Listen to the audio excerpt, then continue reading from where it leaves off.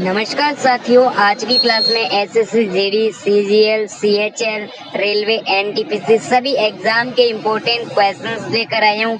इस वीडियो से आपके 100% क्वेश्चन छपेंगे जो परीक्षाओं में बार बार पूछे जाते हैं। तो आइए दोस्तों स्टार्ट करते हैं आज की क्लास।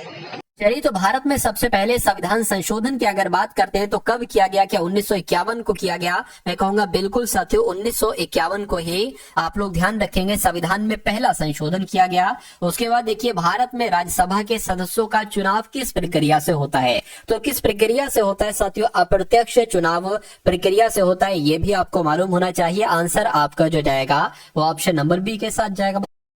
भारतीय संसद में लोकसभा की सदस्य संख्या कितनी है? तो मैं कहूंगा कितनी है साथियों? इसमें से अगर 543 होता तो मैं कहता बिल्कुल सही हो जाए, यानी कि 543 आप लोग याद रखेंगे। उसके बाद देखिए, भारतीय संसद में हड़प जो हड़ताल का अधिकार है किसके तहत आता है? आपसे पूछा जा रहा है, तो मैं कहूंगा अनुच्छेद 19 आपका यहाँ पर राइट आंसर हो जाएगा। क्या राइट आंसर होगा? अनुच्छेद 19 आपका राइट आंसर होगा। भारतीय संसद में राष्ट्रपति की शक्तियों की सीमा क्या है? यानी कि राष्ट्रपति की शक्तियों की सीमा क्या है? विधायिका द्वारा निर्धारित, यानी कि राष्ट्रपति की जो शक्तियां विधायिका द्वारा निर्धारित की जाती है, न्यायपालिका द्वारा निर्धारित की जाती है, संविधान के द्वारा या राष्ट्रपति के द्वारा? तो मैं कहूंगा संविधान के द्वारा निर्धारित की जाती है। आंसर आपका जाएगा ऑप्शन नंबर सी के साथ। अगला सवाल देखिए, भारत में संसद की जो बैठकों की अवधि होती है उसको क्या कहा जाता है? उसको क्या कहा जाता है साथियों? उसको संसद सत्र कहा जाता है। क्या उसको संसद सत्र कहा जाता है? आपको मालूम होना चाहिए। अगला देखिए, भारतीय संविधान में किस अनुच्छेदों में राज्यों की सूची का उल्लेख किया गया? तो अगर आपके एग्जाम में पूछा जाए कि राज्यों की सूची का उल्लेख किया गया है तो आपको बताना है अनुच्छेद 246 में राज्यों की सूची का उल्लेख किया गया है। साथियों, ये जो क्वेश्चंस मैं आपको करवा रहा हूं ना, ये सभी के सभी सवाल आपके मनोमस्तिष्क में स्टोर होते जा रहे हैं। आपको मालूम पड़ रहा हो चाहे ना मालूम पड़ रहा हो, आप जब अपने एग्जाम में देने जाएंगे अपने एग्जाम को, तो ये सवाल जब आपके सामने से गुजरेंगे तो आपका उत्तर आपका मस्तिष्क खुद ब खुद बता देगा। तो बस आपको बहुत ही ध्यान पूर्वक इस क्लास के सभी प्रश्नों को देखना है और देखना है आपकी कितनी तैयारी हो चुकी है। ये पॉलिटिक्स के कितने क्वेश्चंस आपके बिल्कुल सही जाते हैं। देखिए, लोकसभा में मतदान के लिए न्यूनतम आयु कितनी है? तो अगर आपका जवाब 18 वर्ष है तो बिल्कुल सही है, बच्चों वाला सवाल सही है। तो अगला देखिए, भारत में राष्ट्रपति की शक्ति के अंतर्गत कौन सा कार्य नहीं आता है? तो मैं कहूंगा कौन सा कार्य नहीं आता है, बता दीजिए। कानून बनाना या कार्यपालिका का नेतृत्व करना या न्यायपालिका का संचालन करना? देखिए, राष्ट्रपति की शक्ति कहीं ना कहीं कानून बनवा सकता है या उसमें साथ दे सकता है, कार्यपालिका का नेतृत्व कर सकता है, संसद का विघटन कर सकता है, लेकिन न्यायपालिका का ये संचालन नहीं करता है। तो मैं कहूंगा यही आपका राइट आंसर है।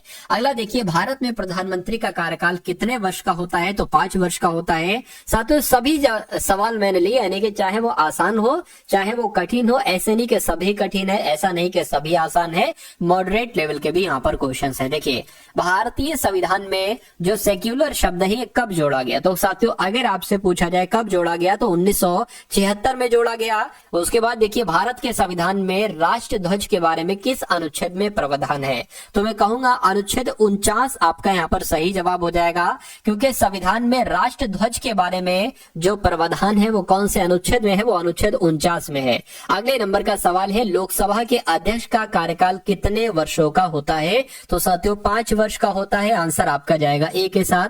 अगले नंबर का सवाल है, भारतीय संविधान में राष्ट्रपति के द्वारा लोकसभा का विघटन किस अनुच्छेद के तहत होता है? तो साथियों, किस अनुच्छेद के तहत होता है? अनुच्छेद 85 के तहत होता है। ये आपको मालूम होना चाहिए। साथियों, अगर आपने अभी तक इस वीडियो को लाइक नहीं किया है तो मैं रिक्वेस्ट करूंगा कि वीडियो को साथियों आप लोग लाइक कर दीजिए, क्योंकि आपका एक लाइक हमें बहुत मोटिवेट करता है और अगली क्लास और जान लगाकर साथियों मन करता है आपके लिए बनाने के लिए।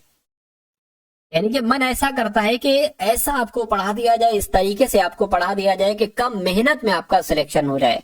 कम पढ़ाकर साथियों कैसे सिलेक्शन लिया जाता है ये मुझे बखूबी पता है, तो कम पढ़ाकर साथियों आपको आपका सिलेक्शन दिलवाऊंगा जो आपका हक है साथियों। इसलिए वीडियो को लाइक कर दीजिए और अगर चैनल पर नए हैं तो चैनल को जरूर सब्सक्राइब कर दीजिएगा। संविधान सभा के अध्यक्ष की यहाँ पर बात चल रही है, तो डॉक्टर राजेंद्र प्रसाद साथियों संविधान सभा के अध्यक्ष थे। अगला देखिए आपकी स्क्रीन पर करके, भारत में अधिकार पत्र यानी कि राइट टू इंफॉर्मेशन किस वर्ष लागू किया गया? तो ये कब लागू किया गया? 2005 में लागू किया गया। आंसर आपका बी के साथ जाएगा। भारत में राज्यसभा के सदस्य कितने वर्षों के लिए चुने जाते हैं? तो कितने वर्षों के लिए चुने जाते हैं? मैं कहूंगा 6 वर्षों के लिए चुने जाते हैं। आंसर आपका ए हो जाता है। अगला देखिए, भारत में कितने न्यायिक न्यायालय हैं? तो अगर आपका राइट आंसर क्या होना चाहिए? मैं कहूंगा 25 है। तो मैं कहूंगा बिल्कुल साथियों 25 आपका राइट आंसर है। अगला देखिए, लोकसभा के अध्यक्ष के चुनाव में कौन वोट नहीं कर सकता?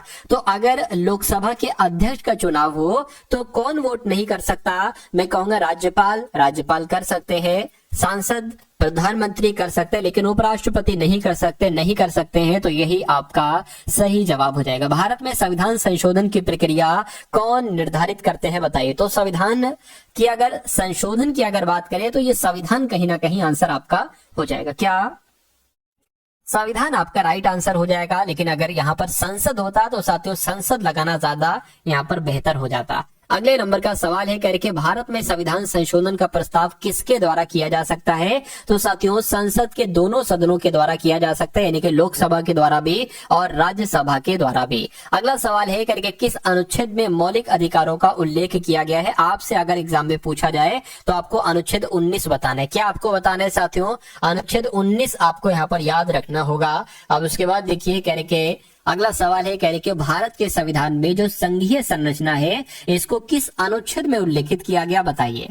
तो मैं कहूंगा यहाँ पर अगर साथियों बात करते हैं अनुच्छेद 1, आप लोग ध्यान रखेंगे, यानी कि अनुच्छेद 1 में किस बात का जिक्र किया गया है? तो संघीय संरचना का जिक्र किया गया है, ये आपको मालूम होना चाहिए। अगला देखिए, भारत में संविधान के अंतर्गत भारत की परिभाषा क्या है? तो भारत क्या है साथियों? एक भारतीय संघ है, केवल हिंदुस्तान नहीं, भारतीय उपमहाद्वीप नहीं, केवल पाकिस्तान नहीं, यानी कि सबसे सटीक जवाब आपका जो जाएगा वो ऑप्शन नंबर सी के साथ जाएगा। अगला देखिए, भारत में सबसे अधिक लोकसभा संसद किस राज्य से है?